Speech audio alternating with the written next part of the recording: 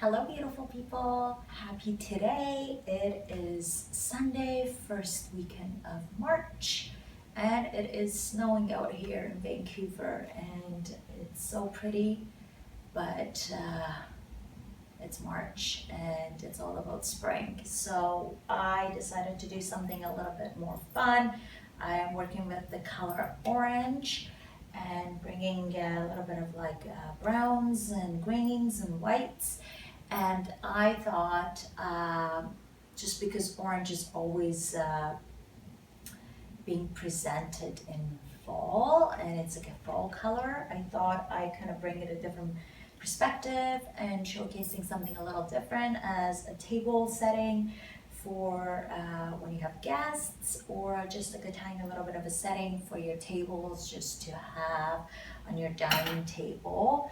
As you know, I have a woodsy dining table, so it kind of works to my benefit. But even if you have like a white table or glass, this still works, because what we're doing is that we're using all the colors, the browns and the oranges and the whites and a little bit of gold, and bringing all those colors together. And no matter what kind of a surface you're putting all of this on, it's still going to look really good as a whole, because it just looks really in harmony. Yeah, really fun and pretty. So for me, orange, it always, obviously oranges, it reminds me of, I don't know, like summer and spring. For me, like orange is one of my favorite colors, like oranges and yellows, like fuchsia colors and greens and whites. I think there's no specific color for any specific season, and oranges, they're like juicy fruits. So when I think about summer and spring, I think about like really juicy fruits. And so I thought I'll, use some oranges in this setting and show you how we can do something very simple and clean, but really fun and not too fall, still like spring and summer. So I just made this earlier today, this floral arrangement I had with whatever flowers that I had. And although it's like more like nude colors with like the pop of orange, the flowers that I've used are the ones that are in season right now. So the helleborus, like beautiful green helleborus that is in season. The tulips, I mean, to me, like tulips are like a true representation of spring. So using a little bit of that, and what I love about them is because I've had them for a little while and they're kind of like drooping down, and I just love that movement. So I mixed a little bit of the grass with it. Obviously this is something that is arranged, and if you're not a flower designer, I highly recommend, obviously, like use your local florist and supporting them with something like this. Or if you just want to, if you don't have much time and you want to do something really quick, I think just buying a whole bunch of tulips, 3, 4, 5 bunches, and just put them into a big vase or pot will just do the job, because they're just so beautiful and they move with the light. So when you buy them, you put them in a pot, after a little while they start dancing, and that on its own is just beautiful. I'm sure many of you guys already know that. Okay, let's get to this. I didn't want to use any runner or placemats, just because I wanted to showcase the wood as much as I could. So I'm gonna go ahead and change the position of my camera so you can kind of get more sense of the setting from the top and seeing things in a different perspective. All right, and I also forgot to tell you that I've worked with quite a bit of carnations, as you can see, and I don't know, they're just so much prettier. The colors that they've been using and mixing them with, this is such a beautiful color, like a creamy, like an antique-y color. So yeah, I wanted to kind of focus on that flower and kind of showcase it in this kind of a setting, just so I can change the perspective on this specific flower. And they're just really pretty and really nice. All right, so I'm gonna start with our napkins. These are from West Elm. And what I like to do is I haven't ironed them, so obviously do iron them when you're doing this, making sure everything's like clean and really like straight and nice. And what I like doing is placing the napkin like that and placing my plate on top of it. Okay, just showcasing a little bit top there, placing the plate on top. Since I'm working with square, I had these like orange mini ones, so just placing them in this way works really well. I just literally decided that right now, instead of putting them this way, which I think still works. I don't know which one I like better. Maybe we'll do a mix of them. I'm gonna do that one side first. Okay, so you can already see that we've brought all the colors of this arrangement to here. So we've already created a nice harmony between everything else that we already have. I'm gonna repeat the same thing on that side and this side, but I'm gonna do it later.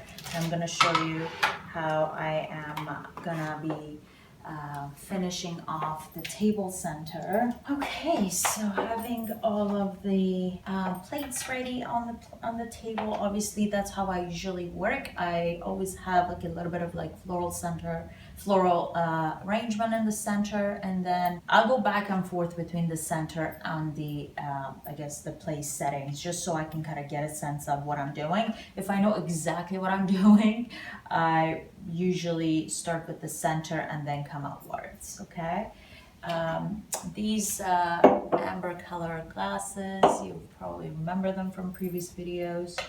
Just placing them and right there, so it's starting to look like more fuller, of course, and again the colors are very aligned. For our cutlery, I'm going to bring a little bit of gold. So placing your cutlery, always pair the knife and the spoon together, and that goes to the right side of every plate. You already know how I like placing them. I always go a bit higher with the knife, like that, just to give it a little bit more perspective. The fork goes there, but if I really want to mimic the same thing and have it more parallel and have two things on both sides, this is what I'll do. And this time I bring the bigger fork, the dinner fork up, and the salad fork there. Always put the small spoon for the tea, like the teaspoon, like that, just so I have some gold like aligned with the whole setting. Obviously, so we mimic this whole thing 4 times. All right, now that we have worked with gold, why not bring in some candle holders that are gold. These are vintage from my collection, and I specifically knew that I wanted to put the candles on this side. I am all about movement on the table and asymmetry, as you know. So having both candles on one side for me is like really the key, because that kind of goes aligned with this specific carnation that is a bit higher, but also like having this movement, almost like the S movement. So it really creates this like really nice harmony of like, again, dancing with the flowers, and obviously when they're lit, it's gonna look so much better. I specifically knew that I wanted to put my candles on this side, so I have that movement along with the candles, and then coming to the flowers, and then all the way down there. And again, the beautiful thing about this is that these are like beige, so almost same color as the carnations, and the gold kind of like ends right here with the gold spoon right there. So your eye kind of travels through this similar color down here, from up here all the way to down there. Okay, so now that I'm done with my, I guess like the outside, the place settings, place my candles, like bigger objects, I'm gonna go play a little bit more details on the table. I like it as is, but I still want to like create a little bit more on the table, and I'll show you what I'm doing. So I always have a little bit of like extra greenery, just so I can bring in between my elements. And I don't want to make it too busy, so I'm not gonna go too crazy with it. Maybe just like little bits and pieces to cover, obviously that stem down there. I'm gonna go put some oranges. You already know how I like placing the oranges. I always put one like that and one on an angle. Hopefully I've covered it. It's beautiful hellebores like drooping down, which is so stunning.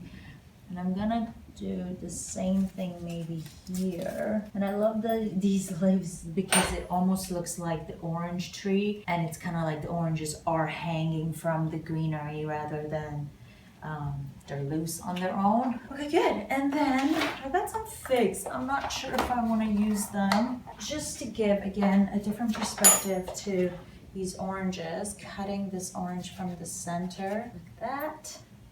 Again, the juicy fruit concept. We'll do that. The smell is just delicious. Putting that there, even like some right there. And then I have some figs, and I love figs, and I think they're just such great fruits, especially again when we cut them from the center, like opening them up. Just how gorgeous is that? Placing figs and oranges, and I know the figs are like purple and darker, but I kind of don't mind them, and I really like to have them placed amongst the orange. All right, thank you so much for watching. Thank you for your love and your support. Like and comment and subscribe if you haven't already, and I will see you shortly. Have a good one.